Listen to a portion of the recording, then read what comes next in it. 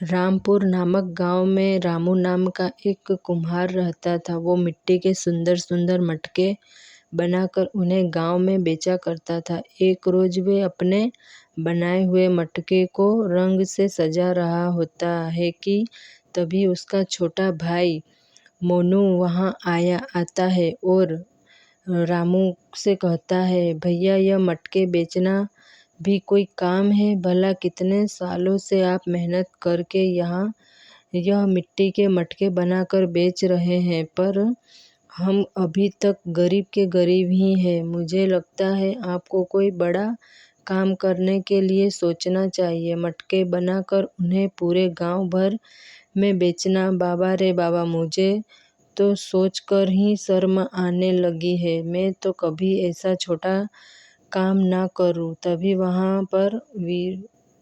वहां पर रामू और मोनू की माँ आती है और मोनू से कहती है, बेटा मैंने तेरी सारी बातें सुन ली है। और क्या कहा तूने कि तुझे इस काम में शर्म आती है? अरे नालायक, खुद तो तू कुछ करता नहीं और अपने भाई के मटके बेचने के कामों में तुझे शर्म महसूस हो रही है।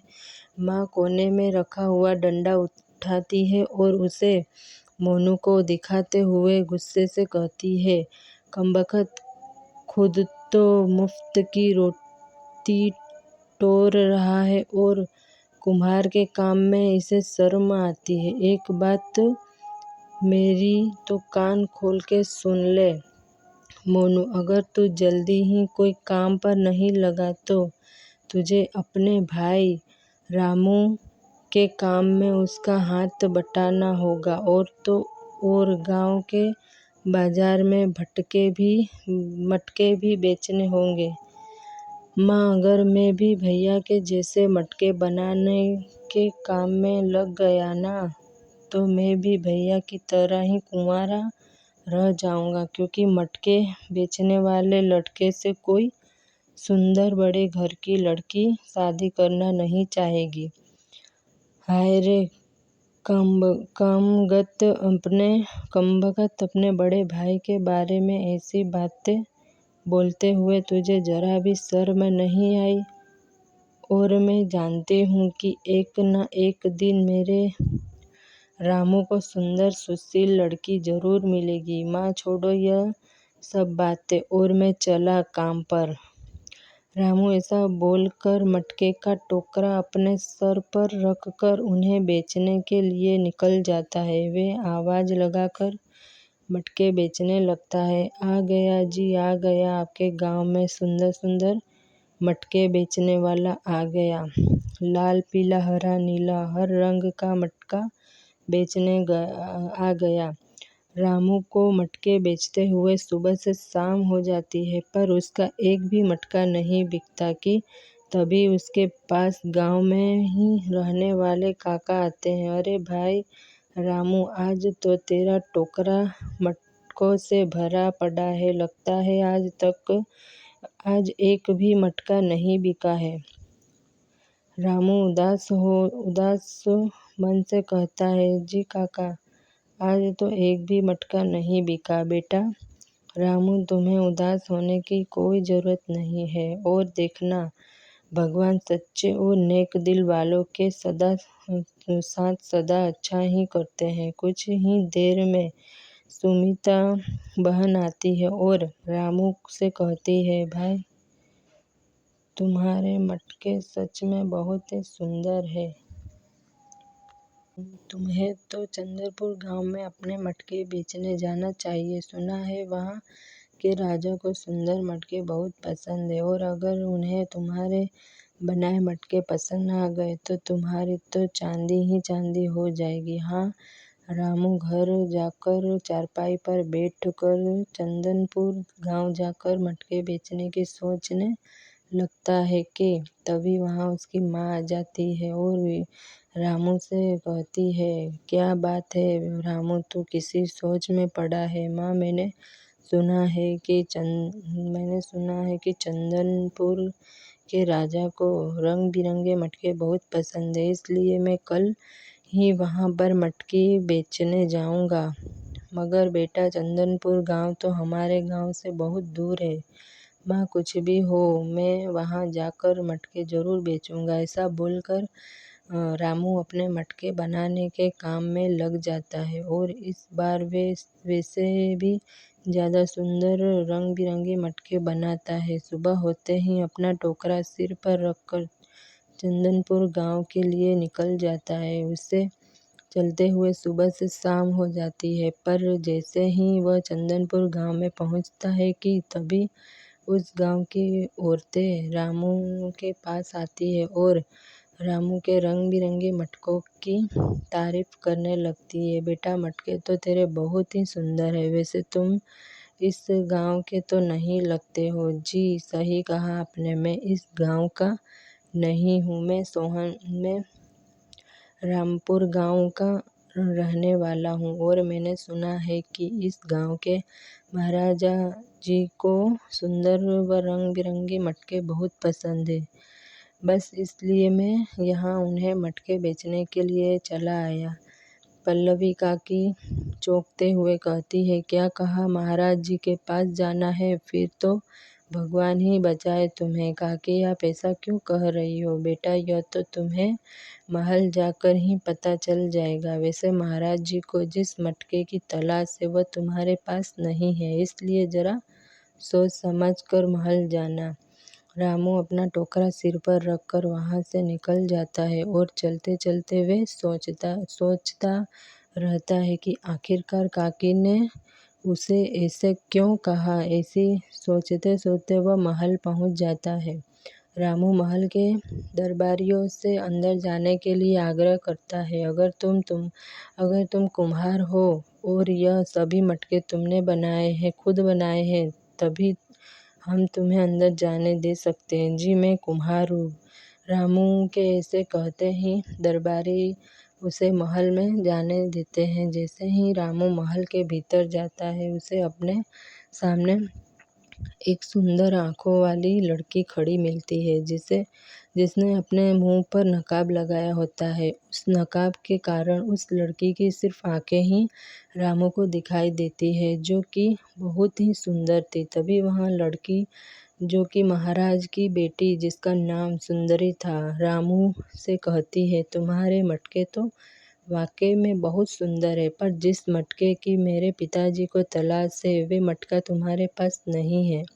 रामू चौंकते हुए कहता है, आप राजकुमारी हैं, हमें तो अपनी आंखों पर यकीन ही नहीं होता कि इतनी सुंदर राजकुमारी जिसे बात कर रहे हैं। सुंदरी हंसते हुए कहती है, मगर हमारे चेहरे पर तो नकाब है, फिर तुमने कैसे कह दिया कि हम बहुत सुंदर राजकुमारी है। रामू मुस्कुराते हुए कहता है, जिसकी आंखें झील जैसी सुंदर है तो भला उसका रूप तो सुंदर होगा ही ना।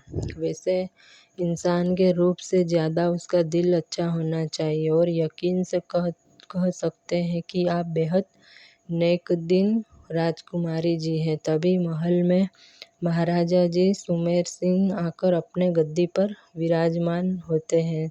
सेनापति रामू को महाराज जी के आगे पेश करता है और कहता है, महाराज यही है वह एक कुम्हार जो आपको अपने मटके बेचने आया है।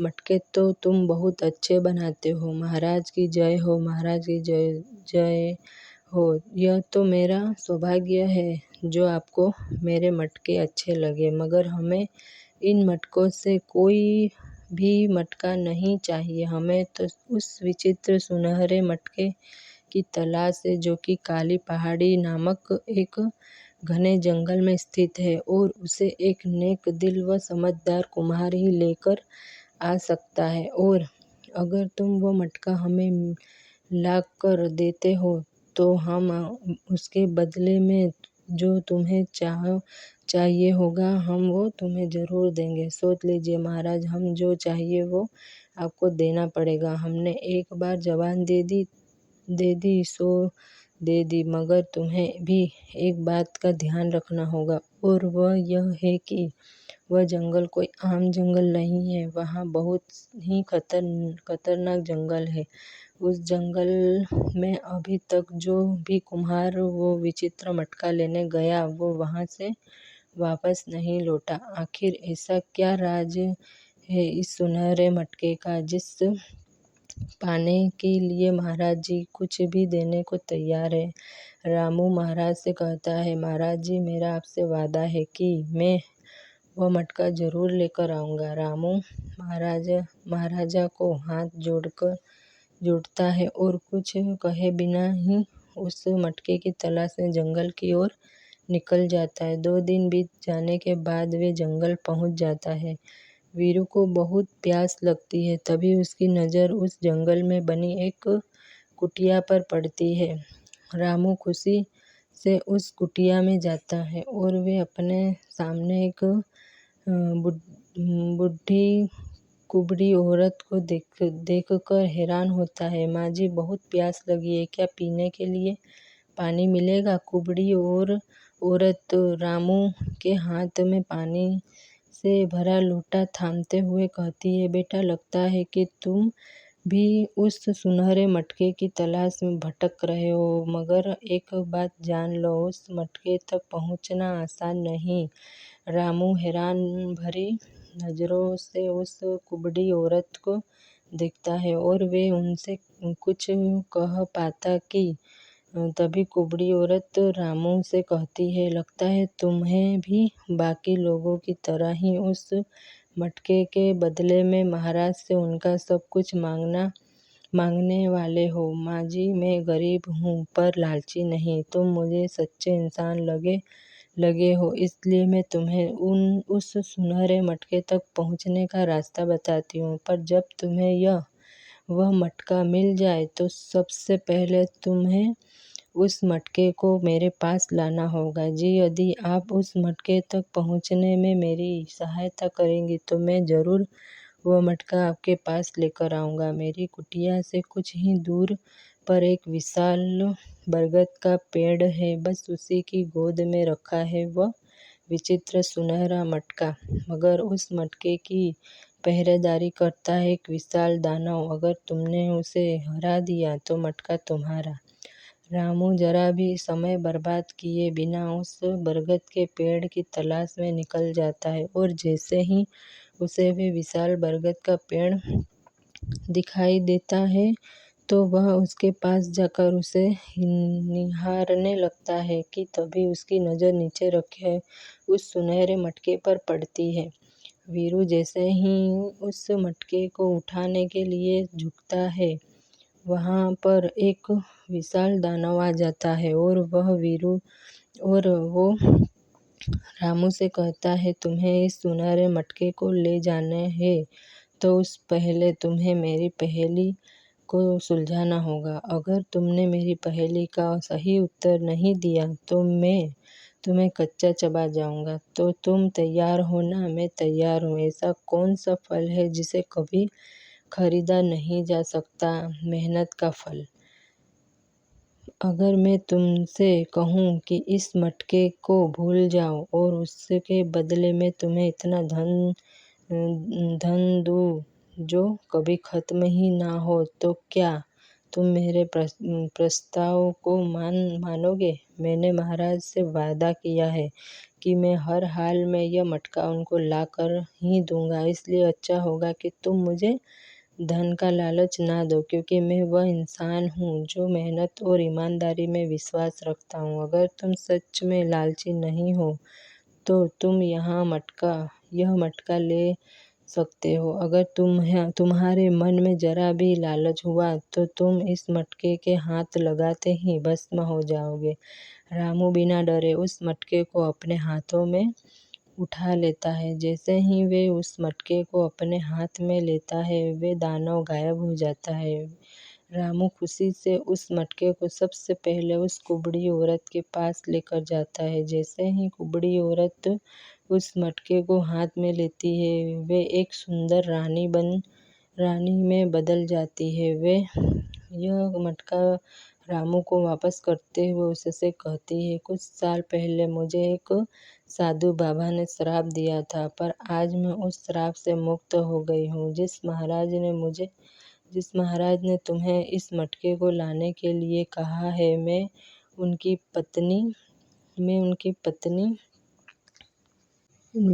पत्नी रानी इरावती हूँ। मगर यह सब हुआ कैसे? आपको श्राप क्यों मिला? कुछ साल पहले की बात है। हमारे दरबार में एक कुम्हार मटके बेचने आया और वे हमारी बेटी को पसंद करने लगा था। जब हमें यह बात पता चली तो हमने और हमारी बेटी सुंदरी ने उसका बहुत मजाक उड़ाया कि एक कुम्हार की आखिर इतनी हिम्मत कि वह एक रानी से प्रेम करे। इसलिए उस कुम्हार को सबक सिखाने के लिए हमने अपनी बेटी कुछ सैनिकों के साथ मिलकर उसे इस जंगल में ले आए और सैनिक द्वारा उसकी कई टुकड़े करा दिए, उसी के बनाए मटके में भरवा दिए। फिर और उस मटके को बरगद के पेड़ के नीचे गड़वा दिए। पर यह सब करते हुए एक साधु बाबा ने हमें देख लिया और